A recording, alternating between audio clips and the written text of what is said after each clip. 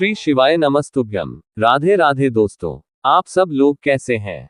आप सभी का मेरे चैनल सुविचार विद अनीता में प्यार भरा स्वागत है।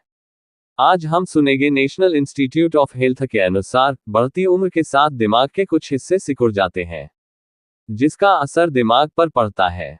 दिमाग के हिस्से सिकुड़ने के चलते ब्रेन सेल्स के बीच संचार और ब्लड फ्लो कम हो जाता है। इस बदलाव से ब्रेन सेल्स को भी नुकसान हो सकता है।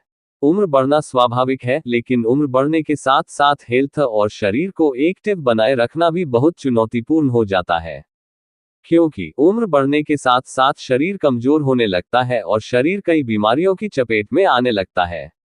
ऐसे में कुछ आदतों को अपने डेली रूटीन में शामिल करने से सेहत के साथ साथ दिमाग की हेल्थ पर अच्छा प्रभाव होता है।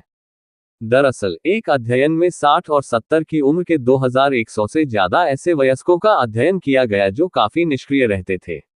इसमें जो पाया गया वह महत्वपूर्ण है। अध्ययन के मुताबिक भोजन, व्यायाम और सामाजिक सहभागिता के संबंध में संयमित डेली रूटीन के फैसले आगे चलकर स्वस्थ मस्तिष्क को बढ़ावा दे सकते हैं। नेशनल इंस्टीट्यूट ऑफ हेल्थ के अनुसार बढ़ती उम्र के साथ दिमाग के कुछ हिस्से सिकुड़ जाते हैं, जिसका असर दिमाग पर पड़ता है। दरअसल दिमाग के हिस्से सिकुड़ने के चलते ब्रेन सेल्स के बीच संचार और ब्लड फ्लो कम हो जाता है। इस बदलाव से ब्रेन सेल्स को भी नुकसान हो सकता है, जिससे अल्जाइमर जैसी बीमारियां पैदा होती हैं। अमेरिकन एकेडमी ऑफ न्यूरोलॉजी के फेलो और गेजिंगर हेल्थ में मेमोरी एंड कॉग्निशन प्रोग्राम के डायरेक्टर डॉक्टर ग्लेन फिन्नी ने डेली रूटीन की कुछ आदतों को बताया है, जिन्हें करने से दिमाग को समय से पहले बूढ़ा होने से बचाया जा सकता है। खान पान का ध्यान। हम सभी ने सुना है, आप जैसा खाते हैं वैसे ही बनते हैं, लेकिन जब बात आपके मस्तिष्क की आती है तो ये सिर्फ एक नारा नहीं है। अध्ययन एंटीऑक्सीडेंट, अच्छे वसा और पोषक तत्वों से भरपूर आहार खाने के फायदों की सलाह देते हैं।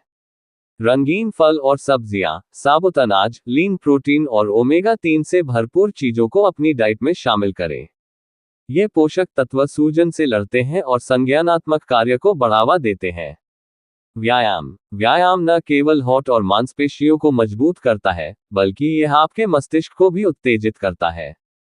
यहाँ तक कि मध्यम गतिविधि जैसे तेज चलना, बागवानी करना या घर के आसपास नाचना आदि ब्लड फ्लो में सुधार करता है और मस्तिष्क कोशिकाओं के नए कनेक्शन को बढ़ावा देता है।